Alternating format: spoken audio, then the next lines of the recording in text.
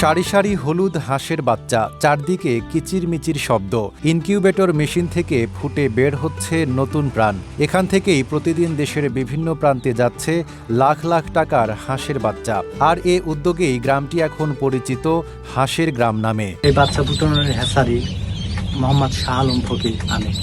একসময় এই গ্রামে কোনো বাচ্চা ফুটানোর মেশিন ছিল না, কেউ আনছিল না। আমার এই চাচা এনে ইনশাল্লাহ অনেক মানুষের বেকারত্ব দূর হয়ে গেছে। কত মানুষ বসে থাকছে, কত মানুষ কাজ করে নাই। এই গ্রামটা অনেক দরিদ্র গ্রাম ছিল। এই বাচ্চা বিক্রি করে সবাই মোটামুটি এখন ভালো চলে। যমুনাপাড়ের জেলা সিরাজগঞ্জের তাড়াশ উপজেলার নওগাঁ ইউনিয়নের মহেশ রৌহালি গ্রামের শাহ আলম ফকির ১৯৯৭ সালে হারিকেনের আলো আর ধানের তুষের তাপ দিয়ে হাঁসের বাচ্চা ফোটানোর কাজ শুরু করেন তিনি। শুরুতে ছিল ব্যর্থতা, লোকসান আর মানুষের কটূক্তি। সময়ের সঙ্গে সেই ছোট উদ্যোগী রূপ নেয় আধুনিক হ্যাচারি শিল্পে। কারেন্ট আসার পরে আমরা এখন যেটাই কারেন্টের খরচ কম, এখন একটি লাভ সংখ্যা ভালো হচ্ছে, বেশি হচ্ছে।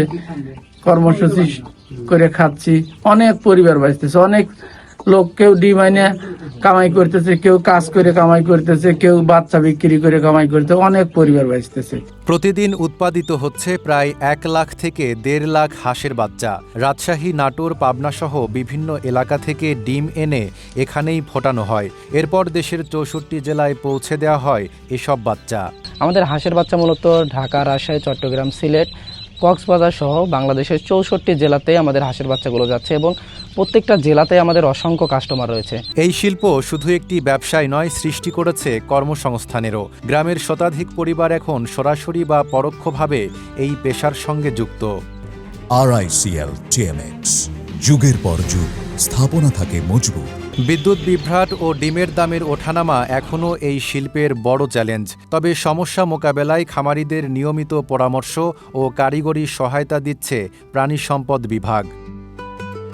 একজন শাহ আলম ফকিরের স্বপ্ন আর নিরলস পরিশ্রমেই কৃষিনির্ভর মহেশ রৌহালি আজ সারা দেশে পরিচিত হাঁসের গ্রাম হিসেবে। Desk report, Dhaka post.